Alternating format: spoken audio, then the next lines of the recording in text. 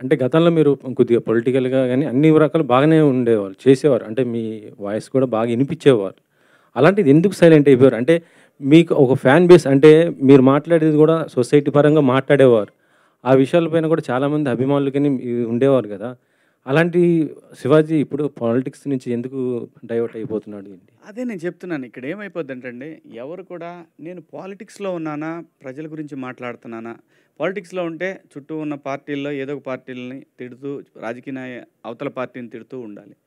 నేను ప్రజల గురించి, ప్రజల సమస్యల గురించే మాట్లాడాను మొదటి నుంచి. యెస్, నేను బీజేపీలో జాయిన్ అయిన మాట వాస్తవం.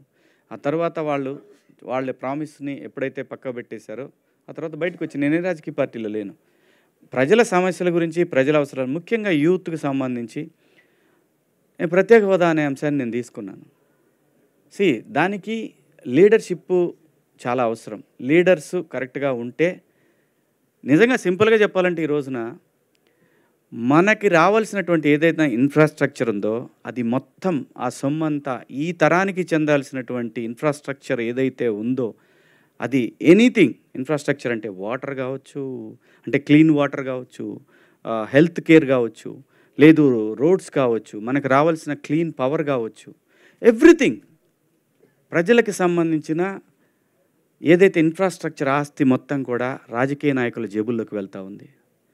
ప్రజల్లో ప్రశ్నించే తత్వం కోల్పోయింది. క్యాస్ట్ ఫీలింగ్సు, అవసరమైతే రాముడు, దేవుడు, లేదంటే అల్లా, లేదంటే జీసస్ ఇలాంటి వాటికి రకరకాలుగా ప్రజల్ని రెచ్చగొట్టే ధోరణిలో తయారైన తర్వాత ఎంతకాలం పోరాడగలడండి ఒక మనిషి? వాడికి ఒక ఫ్యామిలీ ఉంటుంది. 10 సంవత్సరాల పాటు ప్రయత్నం చేశాను. అలా అని ఇప్పుడు వదిలేశాను కాదు, నెవ్వర్. ప్రజల గొంతుకగా మాత్రం ఎప్పుడూ ఉంటాడు శివాజీ.